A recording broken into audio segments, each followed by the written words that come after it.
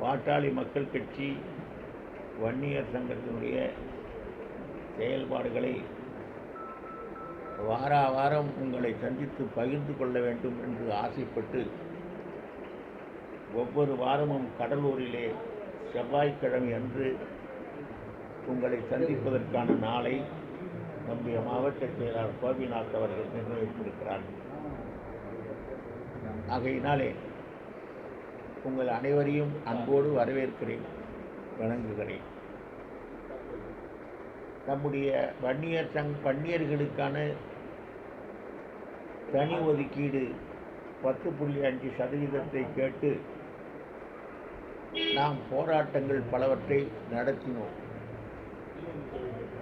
1987-88 நடந்த சாலை மறியல் போராட்டத்திற்கு பிறகு 38 ஆண்டுகள் கழிந்த பின்னரும் கூட இந்த இடஒதுக்கீடு கொடுப்பதிலே அரசாங்கம் தன்னை தயார்படுத்திக் கொள்ளவில்லை, முன்வரவில்லை. ஆனால் இன்று அனைத்திந்திய அண்ணா திராவிட முன்னேற்ற கழகத்துடைய ஆட்சி இருந்தபோது உங்களுக்கு இடஒதுக்கீடு கொடுக்க வேண்டுமென்றால் நீங்கள் கேட்பது போல நாங்கள் ஒரு உத்தேசமான கணக்கிலே கொடுக்க முடியாது. பிற்படுத்தப்பட்ட நல வாரியத்தின் தீர்ப்பு சிபாரிசுகளிலே ஒன்றை வைத்துத்தான் நாங்கள் கொடுக்க முடியும் என்று சொன்னதனாலே அன்றைக்கு பேச்சுவார்த்தை குழுவிலே சென்ற நாங்கள் நம்முடைய பிற்படுத்தப்பட்டோர் நல கமிஷனில் கடைசியாக வந்த ஆணையத்தின் தீர்ப்பை காட்டி ஜஸ்டிஸ் ஜனார்த்தனன் அவர்களுடைய தீர்ப்பை காட்டி அதிலே கூறப்பட்டிருந்ததை வைத்து 20% இடஒதுக்கீடு வேண்டும் என்று கேட்ட நாங்கள் 10.5% கொடுங்கள் என்று அதிலே ஜஸ்டிஸ் ஜனார்த்தனம் சொல்லியிருக்கிறார், வன்னிய சமுதாயம் 13% இருக்கிறது, அவர்களுக்கு 10.5% இடஒதுக்கீடு கொடுக்கலாம் என்கின்ற அந்த சிபார்சை காட்டி அவர் சொன்னதைப் போல 10.5% எங்களுக்கு கொடுங்கள் என்று சொன்னோம். அவர்களும் கொடுப்பதாக சொன்னார்கள். நாங்களும் அவர்களுக்கு ஆதரவு தெரிவித்தோம் தேர்தலிலே. ஆனால் தேர்தல் முடிவு வேறு விதமாக இருந்ததனாலே புதிதாக அமைந்த ஸ்டாலினுடைய அரசு ஆட்சிக்கு வந்தவுடனே 85 வயதான நிலையிலே எங்களது மருத்துவர் ஐயா அவர்கள், ஸ்டாலின் அவர்களே, நீங்கள் ஏதாவது ஒரு விதத்தில் எங்கள் மீது கோபப்பட்டு இந்த இடஒதுக்கீட்டை ரத்து செய்து விடாதீர்கள். ஆரம்ப காலத்திலிருந்து உங்கள் தந்தையிடம் கேட்டுக்கொண்டிருந்த நாங்கள் கொடுக்காதனாலே இன்றைக்கு இந்த மந்திரி சபையிலே பேசி இந்த சட்ட முன்வடிவை சட்டமன்றத்திலே வைத்து அது தீர்மானமாக நிறைவேற்றப்பட்டு ஆளுநருடைய ஒப்புதலையும் பெற்று அரசிதழ் கெசட்டிலே அறிவிக்கப்பட்டிருக்கின்ற இந்த இடஒதுக்கீட்டை கை வைத்து விடாதீர்கள் என்று மன்றாடி கேட்டுக்கொண்டார். ஸ்டாலின் அவர்களும் நாங்கள் அதில் கை வைக்க மாட்டோம், தொடமாட்டோம் என்று சொல்லிவிட்டு அதன் பிறகு உயர்நீதிமன்றத்திலே ஒரு வழக்கு தொடுத்து அந்த வழக்கின் மூலமாக தடை உத்தரவை வன்னியர்களுக்கு கொடுக்கப்பட வேண்டிய இடஒதுக்கீட்டை தடை செய்ய வேண்டும் என்கின்ற அந்த தடை உத்தரவை வாங்கினார். அந்த தடை உத்தரவை அமல்படுத்தக்கூடாது, ரத்து செய்ய வேண்டும் என்று திரும்பவும் நாங்கள் அவரிடத்திலே மன்றாடிய போது, ஐயா அவர்கள் மன்றாடிய போது அவர் செய்கிறேன் என்று சொல்லி இப்பொழுது நாட்கள் 2000க்கு மேல் 3000 நாட்களுக்கு மேல் ஆகிவிட்டது. இன்னும் அவர் செய்யவில்லை.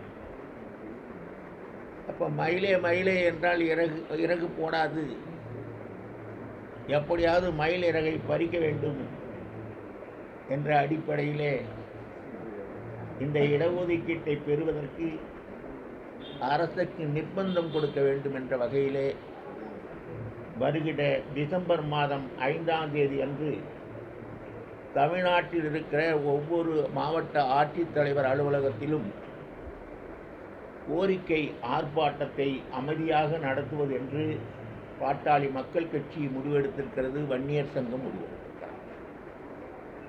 அந்த வகையிலே வருகிற 5ஆம் தேதி அன்று அந்த ஆர்ப்பாட்டம் மக்கள் திரள் ஆர்ப்பாட்டம் எங்களுடைய வலிமையை காட்டுவதற்கு போல எங்கள் மக்கள் எல்லாம் ஒன்று திரண்டு வருகின்ற ஆர்ப்பாட்டம் மாவட்ட ஆட்சித்தலைவர் அவர்களிடத்திலே அவர்கள் அலுவலகத்தின் முன்பாக நடக்கும். இப்படி எல்லா மாவட்டங்களிலும் நடக்கும். எந்த விதமான வன்முறைக்கும் இடமளிக்காமல் எங்கள் மக்கள் பலத்தை மட்டும் காட்டுகிற வகையிலே அந்த கோரிக்கை ஆர்ப்பாட்டம் நடக்கும். தமிழக வெற்றி கழகத்தினுடைய தலைவரும் நடிகருமான விஜய் அவர்கள் கலந்து கொண்ட கரூர் பொதுக்கூட்டத்திலே 41 பேர் அந்த நெருக்கடியிலே மாட்டி இறந்திருக்கிறார்கள்.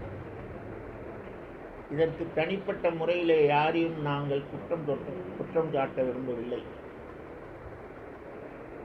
அந்த கட்சியினுடைய தலைவரான நடிகர் விஜய் தான் இதற்கு காரணம் என்று நாங்கள் குற்றம் சாட்ட விரும்பவில்லை.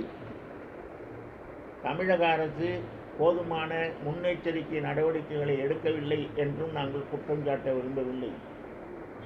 ஆனால் முன்னெச்சரிக்கையோடு நடந்திருந்தால் இந்த அசம்பாவிதங்களை தவிர்த்திருக்கலாம். 41 உயிர்கள் என்பது சாதாரணமானதா?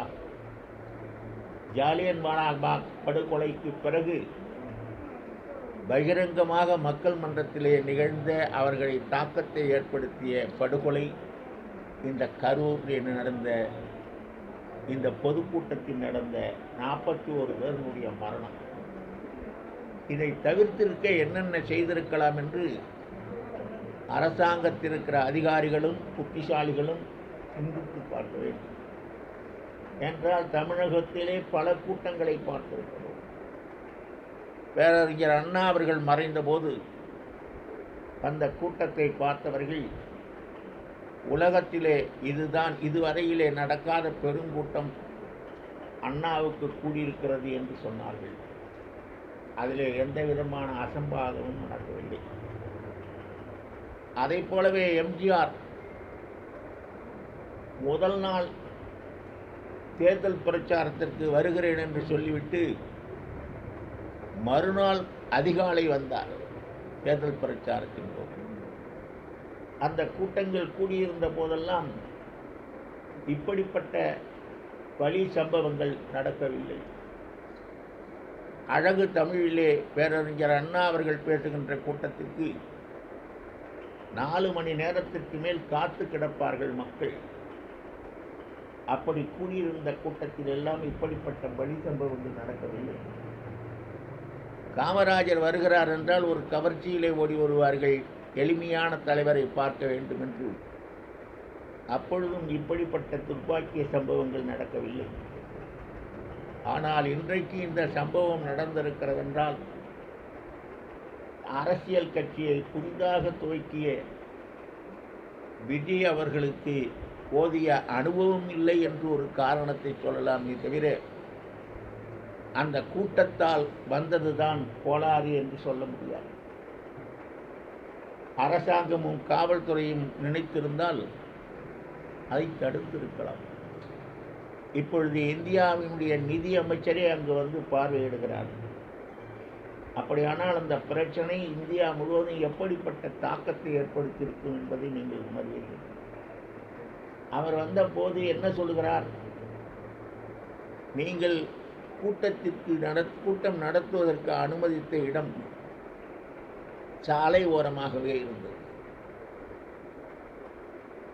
அது மட்டுமல்ல, அதற்கு தனியான மேடை அமைக்க வேண்டும். அதற்கு 15 அடிக்கு எதிரிலே யாரும் இல்லாத வகையிலே இருக்க வேண்டும் என்றெல்லாம் நிபந்தனைகள் போட்டுதான் எங்களை போன்றவர்கள் மாநாடு நடத்துகிற போது அந்த நிபந்தனைக்கு உட்பட்டுத்தான் அனுமதி கொடுப்பார்கள்.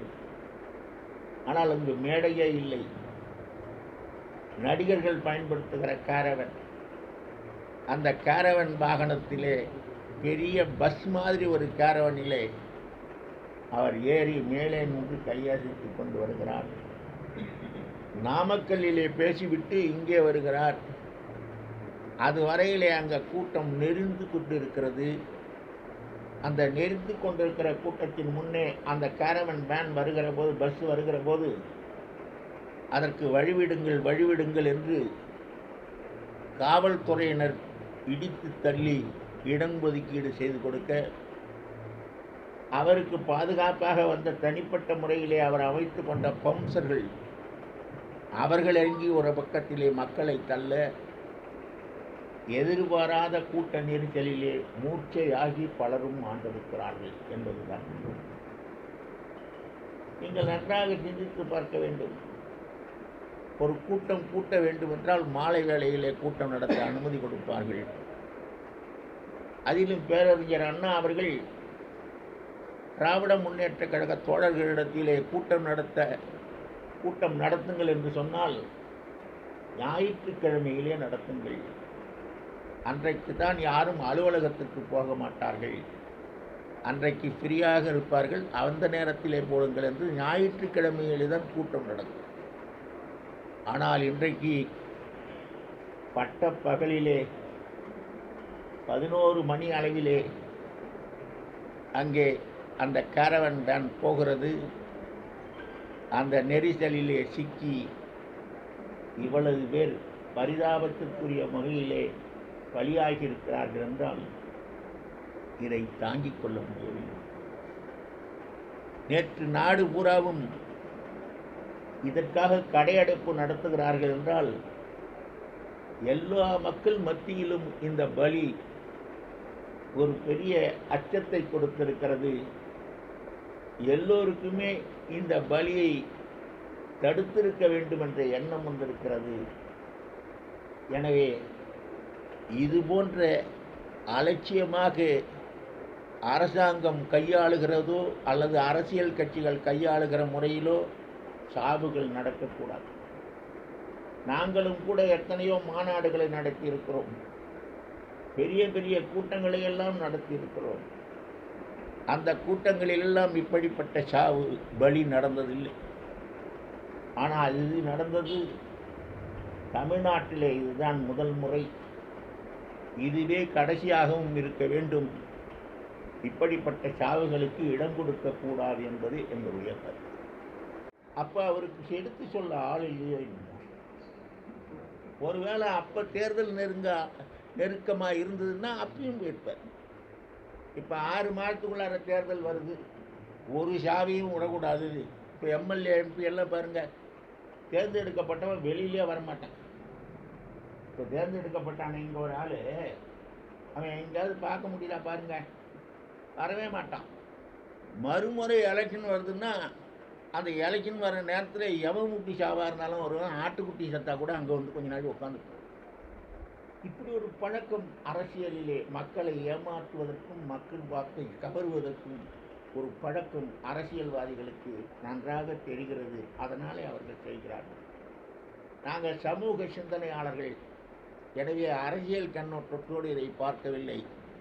இறந்த உயிர்கள் விலை மதிப்புக்குரியவை அல்ல, அது மதிக்க முடியாத, விலை மதிக்க முடியாத உயிர்கள். அந்த உயிர்கள் 41 பேரை இப்பொழுது காவு கொடுத்து விட்டார்களே என்பதுதான் எங்களுக்கு இருக்கிற வருத்தம். என்னங்க, அவர் வேண்டுமென்று ஐயாவை சந்திக்க வேண்டும் என்று நினைத்து வந்தார், சந்தித்தார். இதில் என்ன தடை இருக்குது? நாங்கள் சில பேரை வந்தால் வாங்கன்னு கூப்பிட்றோம், வரமாட்டேங்கிறான் சில பேர். ஆனால் சிவி சண்முகம் வந்தார், பார்த்தார், போனார், மகிழ்ச்சி. அவ்வளோதான். அது காரணம்லாம் நமக்கு எப்படி தெரியும்? அரசியல் காரணங்கள் எல்லாம் இப்பொழுது சொல்வதற்கு ஒன்றுமில்லை. அதற்கெல்லாம் எங்கள் தலைவர் மசிய மாட்டார். அதெல்லாம் கிடையாது. அவர் வந்து பார்த்ததுனால அதிமுக கூட போவோமா? எடப்பாடி பழனிசாமி இன்னும் இருக்கிற எல்லாரும் ஒன்றா சேர்ந்து வந்து பார்த்தாலும் அவங்களோட போகிறது மாதிரி நாங்கள் பலவீனமானவர்கள் இல்லை. எங்களுக்கு இடஒதுக்கீடை கொடுக்குறவன், தனி ஒதுக்கீடை கொடுக்குறவன் யாரோ அவனுக்கு தான் நாங்கள் கூட்டணி போவோம், அவனுக்கு தான் ஓட்டு போட சொல்லுவோம். அதிமுக சார்பில் 10.5 இடஒதுக்கீடு கொடுத்தாங்களே, கொடுத்தாங்க. அதனால தான் அவங்கள ஆதரித்தோம். 10.5% இடஒதுக்கீட்டை கொடுத்தால் நாங்கள் ஆதரிக்கிறோம் என்று சொன்னோம். அதை கொடுத்தார்கள். ஒரே நாளிலே கவர்னர் கையொப்பமிட்டார். ஒரே நாளிலே சட்டமன்றத்தில் தீர்மானம் நிறைவேறியது. ஒரு நொடி பொழுதில் அது கெசட்டில் வெளிவந்தது. அதன் பிறகு நாங்கள் ஆதரித்தோம். ஒன்றும் தப்பில்லையே. ஆனால் அவர்கள் ஜெயிக்கவில்லை. இதற்கு நேர் எதிரானவர் ஜெயித்தார்.